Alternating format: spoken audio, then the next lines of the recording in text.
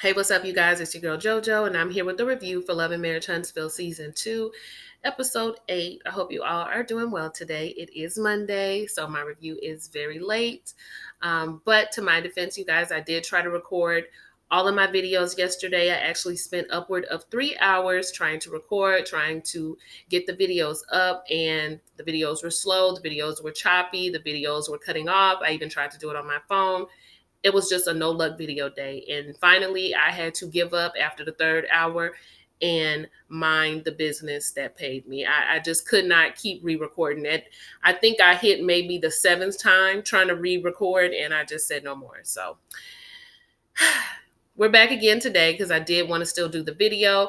Hopefully we shouldn't. Let me not say we won't. We should not have any problems. But the benefit of it is that you get the finally off work and just chilling out at home me instead of the in the car me going to work or just getting off work. So that's a good thing, even though the lighting isn't that great. But I apologize to you guys for it being late because I know it's annoying. So the episode starts out with Melody and Martell sitting on the bed talking about Jalen's party. Martell came in a little late, but we were talking to Jalen, giving him some good advice. You and who were giving him good advice? Oh, me and Marsau. Oh, okay. You and Marsau were giving advice. Y'all don't need to be giving no advice, especially when it comes to women. A little bit of back and forth banter there. Who they really needed to be worried about, though, was the former Chippendale Maurice. If y'all remember him at his bachelorette party, I was halfway expecting him to pull out some of those moves, but he must not have been intoxicated and good for that because I didn't want him teaching Jalen any of those stripper moves that he used to pay his tuition for law school because we all saw what Maurice could do. But if you didn't go back and watch last season, just watch that one episode with him and his bachelorette party. He wasn't even on the women. He was giving the women something to see and something to tip. But anyway, after their back and forth, Melody does agree to go with Martell to his next counseling session because Martell thinks it would be good for them, and he's trying to get back downstairs, tired of being upstairs. So Melody agrees to go, and good for them. Later on, we have Kimmy going to scope out venues for a charitable event she's going to do. It's for young girls. It's going to be a toiletry drive. These are the type of things that the comeback group was going to do, but the comeback group can't get it together. So Kimmy is going to do her own thing. She brings her sister along with her, and her sister is supportive of her. They began talking about Monster coming for the summer, and that's when Kimmy reveals that everybody's coming, possibly permanently. And the sister's shocked, as a sister would be, as I would be if it was my sister. But Kimmy says she is on board with it because she doesn't want to come in between the relationship between Maurice and Monster. However, Kiowa has never been nice to me. She's always been disrespectful of me. She always acts as if she doesn't remember the disrespect when I call it. And at this point, if we're going to be able to co-parent effectively, I'm tired of the drama. I want an apology. And my opinion on the apology is this. I don't think it matters. And the reason why I don't think it matters is because Kiowa doesn't mean it. And it's not going to necessarily change her behavior. What I would want more so is a ceasefire and a behavior change. That would work better for me. But I feel like, especially on these reality shows, there's always this, I want an apology and you need to apologize. And I can't do this until you apologize. If I have to tell you to apologize, then it probably isn't heartfelt or meant. If I have to let you know that you need to do something, like you don't have any type of compassion or any concern enough to know that you need to be woman enough to apologize, then I don't want it because you don't mean it anyway. But that's just me. Excuse me. That's just me. You guys can let me know how you feel about a good old apology. And does it really matter if the person doesn't mean it? And it might be just one of those things Kimmy needs, I guess, to move forward. I don't know. Y'all let me know. So then we have Melody and Martell doing a radio interview, and they're doing this radio interview with a woman who, likes to get the stuff going. Martell actually calls her a pot stirrer, and Mel says she appreciated it. I guess that's why we get along so well. So I guess Mel might be calling herself a pot stirrer too. I'm gonna keep that in the back of my head that she said that, though. I'm gonna keep it in my mind. But she's asking questions about Holt Custom Homes, of course, is what they came there for. But then she's also asking questions about them building up North Huntsville. And I thought you all were doing this as a group and as a unit. Well, we were. But right now, the unit's not together. We're all just kind of focusing on doing our own individual things. And they kind of PR that answer. So the comeback group is not doing anything right now. And so Tony says that it sounds like an R&B group where the lead singer goes off and now everybody all of a sudden is doing their own thing. But what they really would like to have is the lead singer back so they can keep bringing in the people and keep bringing in the hits. And yes, I think that's fairly accurate as to what's going on with the comeback group. I have more to say about that in just a moment, but I'm trying to stay on task with my notes that I have too many of. So after that, the radio host asks about Martell, his infidelity. How does that go for you? Just putting your business all out there. How are you feeling? And do women come up to you and try you? Because they know you're a cheater, so they know how far you're willing to go. So is it tough for you with the women? And Martell says, well, yeah, exposing my infidelity was tough, but as far as the women, I'm not a cheater, okay? I used to be a cheater. I said, you better testify, Martell. I don't do the things I used to do, and I don't go the places I used to go. That's what he's letting Tony know. So Tony says, okay, but women don't approach him. I don't know if I believe that, but it was a good answer for the radio show. But women don't approach him anymore, so he doesn't have those problems. So after the radio interview, which does spark some conversation between Kimmy and Maurice, which I'm going to get to when I talk about the comeback group. Tisha's at home having her beverage because Marsau is trying to convince her that she needs to go to this game night with Mel and Martell, and she don't want to go. So she's trying to get her mind right. Marsau sitting on the bed, his mind already right because his plan is working seamlessly. And let me tell y'all, I got it last week. I understand that Marsau has to keep stuff cool with the Holt so they don't spill his beans, because if they spill his beans, Tisha gonna find out, and then it's gonna cause problems in their marriage. I got that. But my thing about it was last week is he invests so much time in checking up on the Holts and making sure they're still good. You need to check up on your wife and make sure that she's still good and everything. Like if I had some stuff out there on me, I would be trying to make sure I moved in a very skillful way at home, making sure my wife was good. But he might be doing that, shoot. I don't know. But he is telling Tisha that they need to go to this party. And Tisha was like, why can't we just stay here and have fun? He said, let me tell you something. If we stand here and having fun and we got a babysitter, I want 45 minutes of unbridled passion. We will not waste money on a babysitter. We will do some things in this house tonight. So Tisha is just kind of looking at him, and I'm like, girl, I would have took the 45. I mean, it's just, well, let me not go there, but I'm just saying, I would have took the 45 minutes. After that, he gonna be asleep. He gonna fall asleep anyway, or, he might be hungry. Make him something to eat. Tell him go on to bed. You got the rest of the night to yourself. You watch Hulu, drink your wine, chill. I would have traded that, but that's just me. What would y'all have done?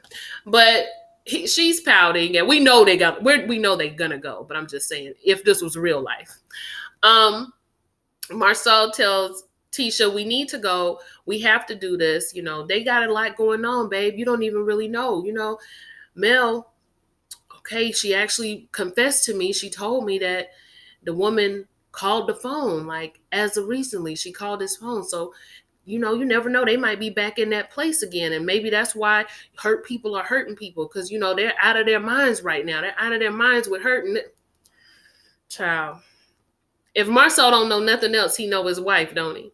Because as soon as he said that, Tisha's whole mode changed. Before it was, I don't want to be around them. I don't want to talk to them. Me and Mel didn't resolve our relationship, and I don't want to be around it. It changed completely up. It went to, oh my gosh, well, I didn't really know about that. And now I feel like I can be there for Mel. I want to go because I don't know what's going on with her.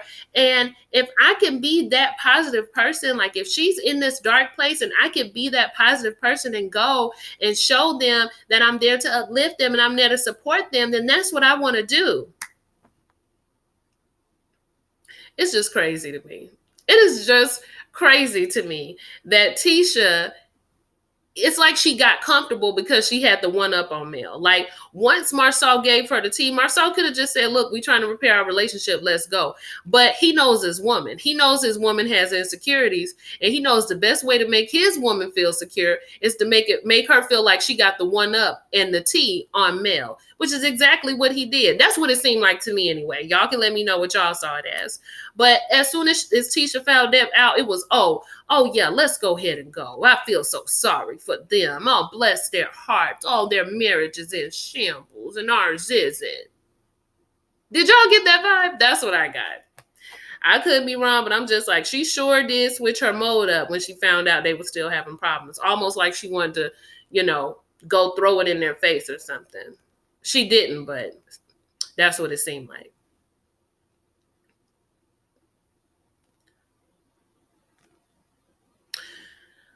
So the adult game night.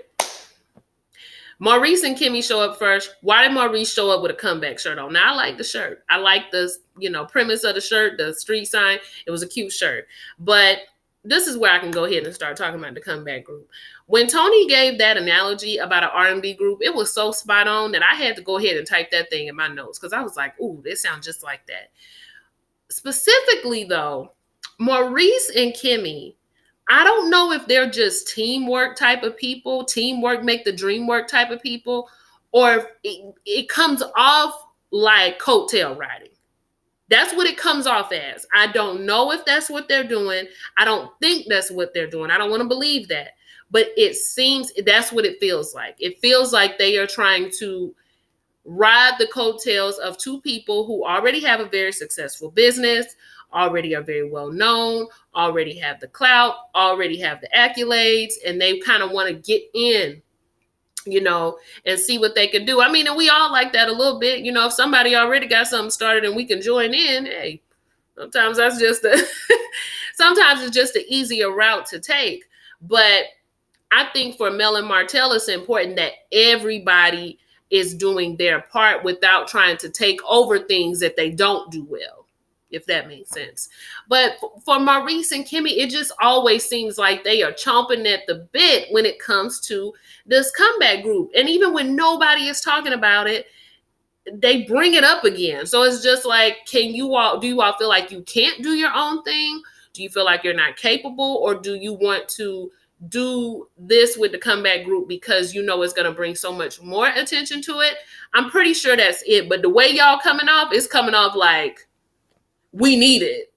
That's how it's coming off. So just want to let y'all know that you're just looking a tad thirsty, just a tad, especially with that shirt on. So they get in there and they start talking about where the kids. And Kimmy makes the comment that they want 2 more so they can have 5. And Martell says, we're working on 1 more and then we'll have 5. And Kimmy was just like, now I know I can count. Mel, are you pregnant? So it's a whole bunch of laughing and back and forth. And finally, they do reveal that, yes, she's having a baby. One thing that I love about the Scotts is the level of excitement that you need somebody to have when you give them good news. Those two give it with no problem. They're laughing. They're dapping people up. It's hugs all around. It's really good news. Tisha and Marsau arrive next. And Mel takes that time. Now, Mel, I think you knew what you were doing a little bit. I do think that a little. But I could be wrong because, it's a production. So they may have timed it that way. Mel takes this time to pull Kimmy to the side and say, let me talk to you outside for just a moment. Tisha, not you, but Kimmy. Okay, so they go on outside and Tisha's just like, okay, what was that about? As soon as I get in here, they got to go outside. Like, are they talking about me? Nobody's talking about you, Tisha. But all right, girl, I understand what you were probably thinking, what you were probably thinking, but don't get childish in here, okay? Stand firm. Don't worry about what nobody's talking about. So Mel pulls her out because she wants Kimmy to know that the information I gave you about me being pregnant is between us, nobody else. Okay, cool. So Tisha comes outside. What are y'all talking about? Oh, nothing. Just this beautiful view. It sounded like a lie. And Tisha doesn't believe anybody. She doesn't know who she can trust anymore. She doesn't know anybody anymore. Well, girl, we don't know you no more either. They get in there and they start playing the game. Now, the game is created by Sadark and his wife. Does she talk? Like, we see her say very little. But they've created this Huntsville Monopoly game, and inspired by the comeback group. I said, oh Lord, help us please. Help us please. So, of course, with that being said, here comes the conversation about the comeback group. Well, I heard your radio interview the other week, and I heard y'all talking about some charity events and some things that y'all were doing. Kimmy actually was upset earlier in the episode that while they were talking about their events, they didn't mention Kimmy's charity event. But she didn't bring that up at the Monopoly table, but she was upset about it. She says that this is the type of stuff that we were supposed to be doing together. And it's frustrating that we're not doing it. And I just need to know where the group is standing, because these are things we want to do. And Martell says, well, me and Mel, I've been doing stuff in my community. So our charitable events ain't nothing new. And Kimmy was like, well, we all have been doing things in the community. Now, yeah, but not like I've been doing stuff in the community. I said, child, now Martell is good with a fraction. He only cheated 10%. So I guess he got a percentage of how much he did in the community too. And Kimmy is just like, you don't know how much people did in their community, Martell. What are you saying? So now it's about to get heated. Child, somebody who doesn't even wait, hold on. Let me get to him in a minute. So then right after that, Mel brings up the fact she didn't want to, she says. So she says, well, remember she said she was a pot stirrer. She says that Kimmy put the comeback group on her flyer. And this is one of the things that she's talking about when it comes to their business. Nobody should be allowed to put the comeback group on a flyer without authorization. And Kimmy don't understand why that should be the case. So Martell asks, okay, raise your hand if you think that we should vote on the fact that you can't use our name without permission. And everybody raises their hand, including her man, Maurice. And I bet you Kimmy was so high. I mean, she looked like, oh, y'all really gonna vote on something without me? And she pretty much got outvoted. But Kimmy, girl, you was wrong. I'm gonna just let you know you was wrong. No, you can't put the comeback group on a flyer. Y'all don't know what y'all are doing with that group. Y'all don't know where it's gonna go. So yeah, girl, you was wrong. Now, I don't know if she felt like she could do it because I don't know if she saw somebody else do that and then she felt like it was cool for her to do it. She didn't say nothing, but yeah, Kimmy, girl, you was wrong. Now, how about the new guy who stands up in the middle of the argument and says, you know what, man, the comeback group doesn't even exist. Like, who owns the comeback group? Kimmy says, we do, and it does exist. Now, sit down. Now, she didn't say the sit down part, but her face looked like sit down. Because wasn't nobody talking to you. Lil Barrick, who is he? You are brand new here.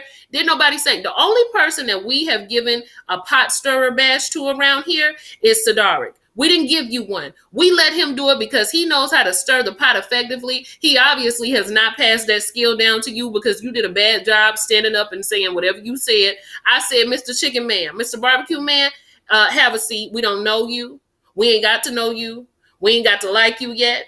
And you don't even go here. So please sit down. Even Kimmy was just like, who is he? I don't even know him. So Tisha says, Kimmy, come with me real quick. I want to take you downstairs. They go downstairs to the kitchen. Now, you would think that Tisha might be checking in on Kimmy because she can tell Kimmy's upset.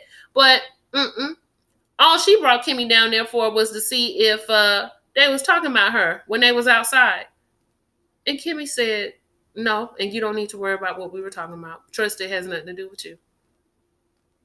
And Tisha was just like, well, see, Tisha knows, even though her and Kimmy are good, she knows that Kimmy is not the one to play those passive-aggressive games with. Because she was just like, I don't believe you. And Kimmy said, why? When have I ever given you a reason not to believe me? You know if I got something to say about you, I'm going to say it to you. And Tisha is just like, yeah, I know, but I just don't know if I can trust Kimmy anymore. It seems like her and Mel are going to be best friends. Let me tell you something. If somebody going outside to a balcony and then letting you know that the conversation had nothing to do with you, somebody that you've known for years, if that's enough for you to sidestep your whole friendship with them and to think that they're not really a friend to you, if them getting cool with somebody who is currently, anyway, your enemy is enough to sidestep a friendship to you, then I don't really know what to tell you, baby girl. Like, you tripping. And I forgot to mention, while they were outside, apologies were exchanged. Excuse me for forgetting that, you guys. I didn't type it in my notes because that's how irrelevant it was. But Melody actually ended up apologizing first for hurting Tisha and for making her feel the way that she did. Tisha ends up apologizing as well because when she was talking about Mel, she admits, I was trying to hurt you. So that was good that she was big enough to admit it, but she wasn't going to say nothing until Mel said something first. And also, did you hear when she was just like, and I'm sorry that you felt like you had to attack me because I said, see, she's still trying to slide that, Marsau wasn't doing nothing in. Did y'all see how she did that? But y'all, they exchanged some type of apologies. I don't think it's going to last long. So lastly, let's get on over to this therapy session. And we're going to spend the last, it's 20 minutes in, 5 minutes. We're going to spend 5 minutes on it. So Mel and Martell go to therapy. And they start out with Melody expressing how she felt when she was cheated on, to which Martell is just like, I already know how she felt. Now be quiet. This is what we're going to do. So Mel says that she felt like she lost her best friend. She felt like Martell put himself first and put his family last, and that's not how a marriage works. She felt betrayed. He was selfish instead of selfless, and that's just how she felt about it. She's crying. Martell gives his truth, and Martell's truth was a very hard pill to swallow. Like, I was hurt, and he's not even my man. He basically told her that he was doing well. He was being the Superman, helping with the kids, supporting her in her career. And he was doing 90% of the things right. Y'all know how his percentages and fractions go. But the 10% that he did wrong in his 3-year relationship, well, how you do that quantity, Martell? In his 3-year relationship, he did because he didn't feel valued in the marriage. He didn't feel appreciated. He didn't feel like he could even get 5 minutes with his wife on the phone. He wasn't getting what he needed in the bedroom. And he felt like Mel was going to this different place without him, basically. He even tells the therapist at one point he was never thanked.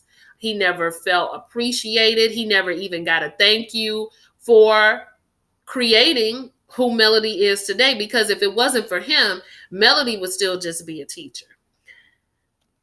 And y'all, that was so, I was just like, damn. Like, when you get married, it's always, an exchange of, I help you, you help me, I help you, you help me. So if I were to hear my partner say something like, basically, I made you, and without me, you wouldn't have any of this, you would still just be some lowly teacher, which is an honorable profession. I don't know why he had to say it like that. But I don't know. I don't know. Like, it was uncomfortable to watch, but I respected Martell for telling the truth on it, even if it was hurtful, because as women, we always ask for the truth and then we get it and we break down from it. And that's what Mel was kind of doing, but I expected it. In the first part, when Mel was trying to say that Martell shouldn't have felt unappreciated, Martell shouldn't have felt this, Martell shouldn't have felt that. One, you can't tell nobody how to feel. That's the first thing. And the second thing is, don't downplay the fact that you do get the attention in a relationship. You are the star of that relationship. People gravitate towards Mel when it comes to the business, when it comes to the show. People just like Mel. But Mel was trying to make it seem like when I shine, you shine, we shine together. Well, of course. You're his wife. Of course, he gets some of that shine as well. But ultimately, you get most of it, and he has a problem with that. Now, is he right for having a problem with it? No, he's not, because it speaks to a security issue inside of himself. But I think he's just now realizing that that's the big problem. Even the therapist says, I think you lacked an acknowledgement from important people in your life, and you're trying to put that lack of acknowledgement off on your wife, but it's not her job to give you that. It's your job to find it and have it for yourself. And I think that's a journey he's going to have to go on. But I appreciated him for letting her know. It was a tough conversation. It sounded really bad, but I understood it, if that makes sense. Also, there was another point that Martell made I want to talk about. Oh, when he started talking about her time management, because she, was having a hard time doing the career and having the sex. And he was like, oh, no. It's not that I had extra time to cheat. It's just that Mel doesn't have time management. Listen, don't bring up time management. You know, it just your point, what you was trying to make, the point that you was trying to make was disregarded when it was in reference to you having extra time to cheat and she not having extra time because just I can't even explain it, y'all. Y'all know what part I'm talking about. I think the two of them need to sit down and talk about what kind of marriage they want to have. Because Martell, you can't give somebody a push to be an unconventional career woman. And then once they become that woman, you want to pull the reins back and say, no, I also need you to be a traditional wife and sex me and feed me and take care of all these kids and do all the things that I need a wife to do, even though I pushed you to do something totally different. You get what I'm saying? So they have to decide what kind of marriage they want. It's ultimately going to be up to the two of them to figure out how they're going to work it. Martell, maybe he's not a guy who can play the support role anymore. Maybe he's not a guy who can video and take the pictures anymore. Maybe he's tired of that. Maybe it's not something for him. Maybe, Martell, you can find something to do that just you do on your own, where you can feel that sense of pride in your own accomplishment. And Mel has nothing to do with it. Don't bring her in. Maybe that would make you feel a little bit better. I also think talking to his father is going to make him feel better. But what you can't do is ask somebody else to tone themselves down because you don't feel as great. It's just, you just can't do it. You can't do it. And I think sometimes as women, we allow it because we do want our men to feel good. We do. And sometimes we will kind of back down up off it so that they can feel a little bit better. But it's not right for somebody to ask us to do that. If you make that personal decision on your own, that's one thing. But it's not right for somebody to request or require that of you, especially when it was the same person who gave you the push in the first place. So they got to sit down and talk about it. You know, behind every strong man, there is a strong woman. But I will tell you, behind every strong, successful woman is usually a string of divorces. For whatever reason, you know, the mentalities and things of that nature, we're better in the support role than they are. Okay, I don't know why that is. It's just kind of how it goes. It's not a lot of Stedmans in this world. Not a lot of Courtney B. Vances. Not a lot of Dave Myers. That's Joyce Myers' husband. It's just not a lot of men who can play that role. You know, it's hard for them. And so they have to decide how they're going to make their marriage work. But Martell, you're going to have to work on your security issues within yourself if you are going to be in this marriage, period. And lastly, even though Martell may have given Mel the push, and she said that she's expressed gratitude for that, you didn't give her her natural God-given abilities. See, that's the point that he's missing too. You didn't give her the ability to speak well, how she presents herself, unless you put her in some classes. You didn't give her that natural draw that she has to people, where people just want to come to her and talk and listen to what she has to say. You didn't give her her charisma. You didn't give her her drive even. You might have pushed her, but once she got her momentum going, her drive is her. You know, so yeah, you was giving me Ike Turner. I made you. And the name stays home. The name, she can go, but the name stays home. So I hope he gets that together. I appreciated him for putting that out. And I hope together they can work out what kind of marriage that they are going to have ultimately moving forward. Y'all like, comment, and subscribe. Let me know what you thought about the video, and I will see you soon. Bye.